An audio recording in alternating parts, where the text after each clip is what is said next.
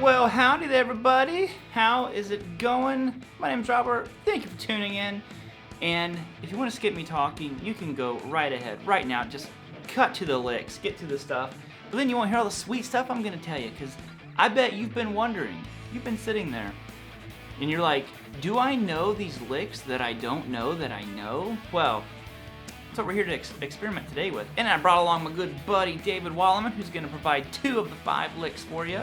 So make sure you hang around for his. And I also did a video on his channel about combining the major and minor pentatonic scales together. So make sure you check that out. Link for that one's down below.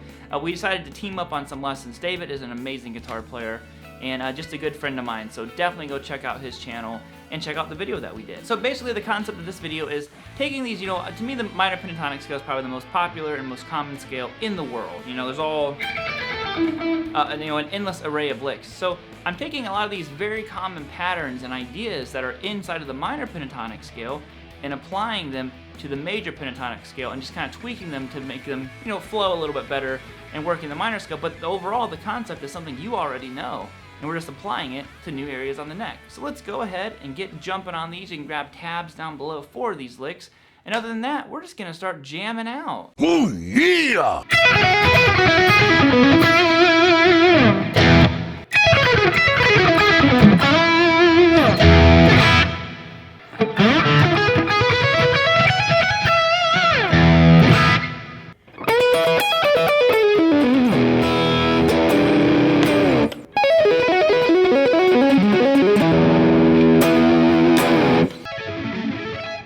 Okay, so now let's break these down and see where I'm getting these ideas from. So the first one was this one, slow.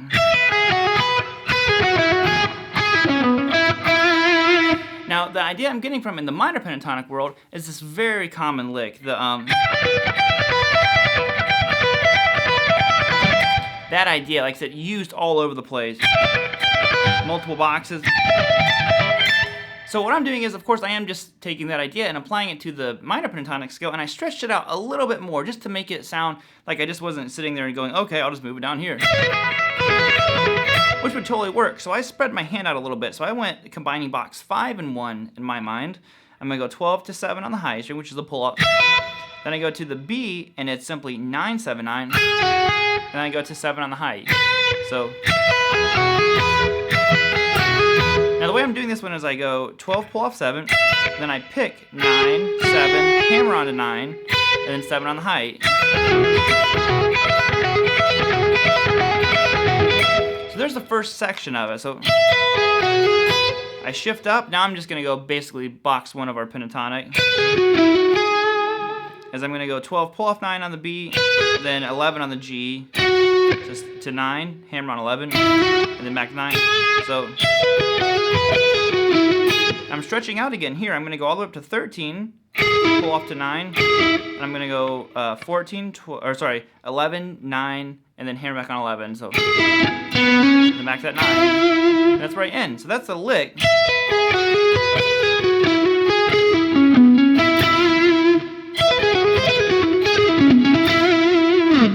Nice down to, and you could obviously continue this idea all over the place. And it just kind of flows, and it's all from that very basic, you know, rock and roll kind of pentatonic idea. Alright, so the next one was a little bit more difficult for me to play. It went like this.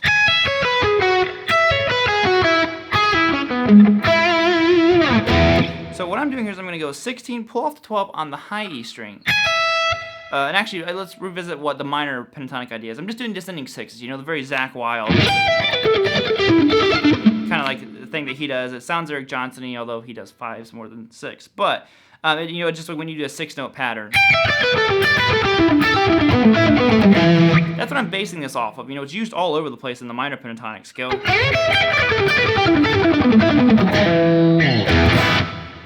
So why not take it into the major? And I kind of like use the same rules. I stretched it out a little bit in the beginning. So I go like this. I go 16 to 12 on the high E string. That's a pull off, and then I pick the next 4 notes. So I'm gonna go 14, 12 on the B, and then 13, 11 on the G. So the first section. You can almost like repeat that if you want to do. Now I shift down to box 1. I'm going to go 12-9, which will pull off, and then 12-9, and then 11-9. So I have. Now the next one is going to be a little more of a stretch. We're going to go 13-9, and then 11-9, 11-9 on the A, and then you end on an E somewhere.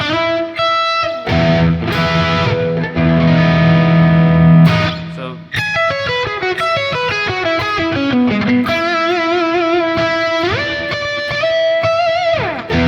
That'd be that first one. And by first one, I mean second one. So here's the third and final lick, and now let's kind of go through it slow, and I'll show you what I kind of got the idea from. So we went like this.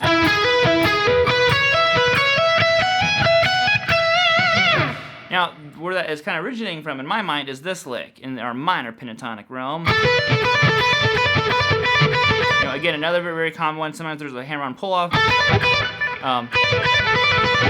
Whatever it might be, there might be a bend. Just that basic, one note, and then you go to 2 notes on the next string. Kind of like a little arpeggio. So I just did it, and I kept it in our major pentatonic. So I went 14 on the D, then I went to 13 on the G, and I hammered on the 16. I did that twice.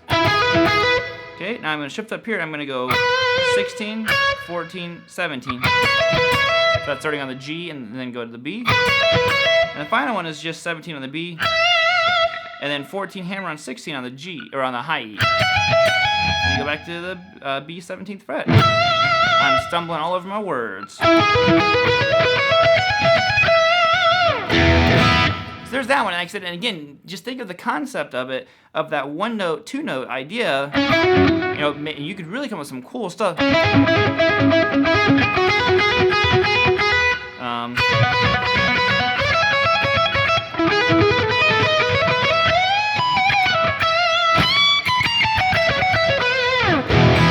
But anyways, let's go see what David's got cooking for us. Hi everyone, David Wallman here, and thank you, Robert, for inviting me to share my 2 licks with you guys.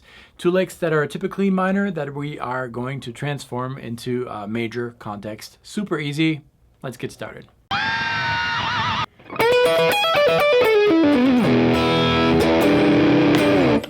My first lick is really simple. We're only going to change a couple notes to a traditional minor pentatonic blues lick that a lot of us have used before. I'll show you the minor version first. We're in E minor pentatonic.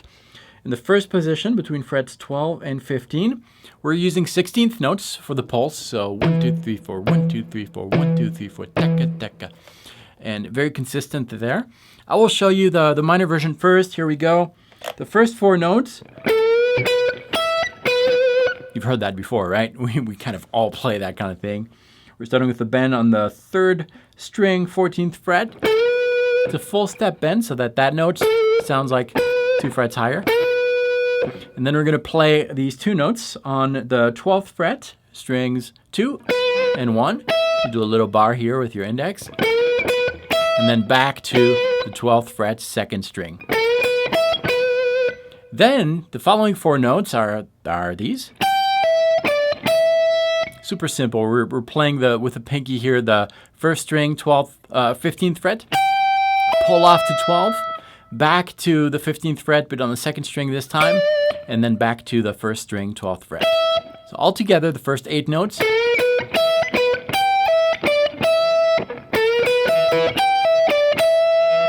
Then, we're just going to descend that scale. Okay, and then 4 other notes.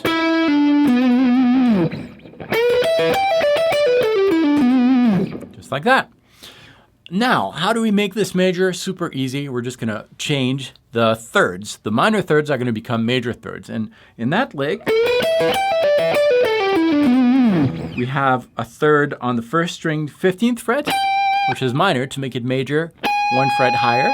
And we have another one on the 3rd string, 12th fret, to make it major, just 1 fret higher, and 13th fret. So instead of having...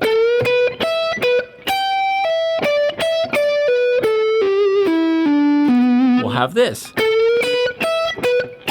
Major third. Major third. Here it is all together.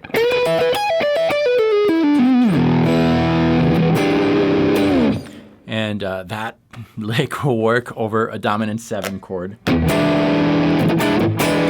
in E.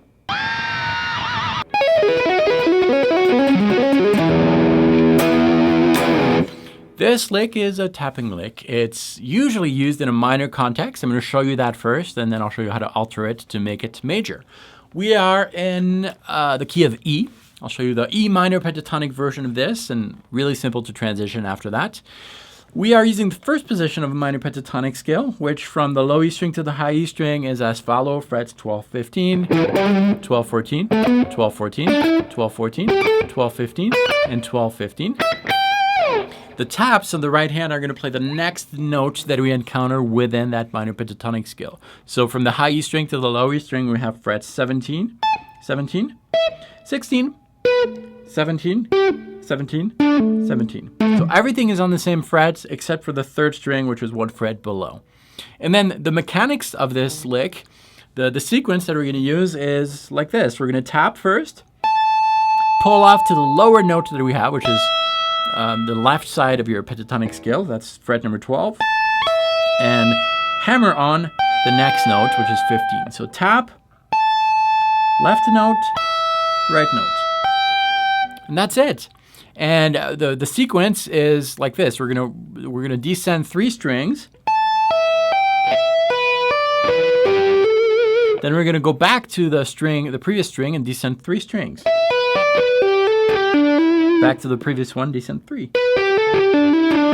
Back to the previous, and descend 3. And that's for the minor version of that lick. To make it major, all we need to do is shift that left hand, shift it 3 frets below. Okay, that's for the left hand. And the taps, we're going to make it easy. We could transpose exactly how it was in minor, but we're not going to do that.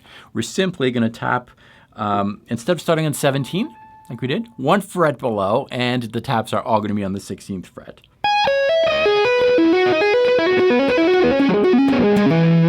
Okay, that's our lick. That works in a major context. Now, those tapped notes are not all pentatonic notes, but we decided to make it easy, and that's going to fit a chord. If we look at the notes that we have a major 3rd here. Good, because we're in a major context. That's going to fit a major chord. And then here, that is a major 7th. That means that lick is going to work on a major 7th chord. If we wanted it to work on a dominant 7 chord, which is a minor 7, all we need to do is alter that major 7th to a minor 7, which is 1 fret below.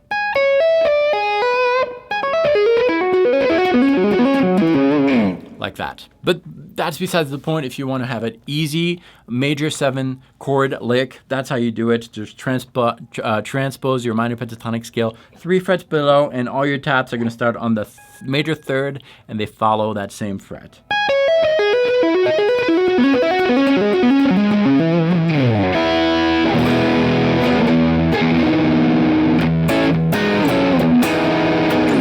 And that's the lick. Well, alrighty guys, that is gonna be it today. Hope you dug it.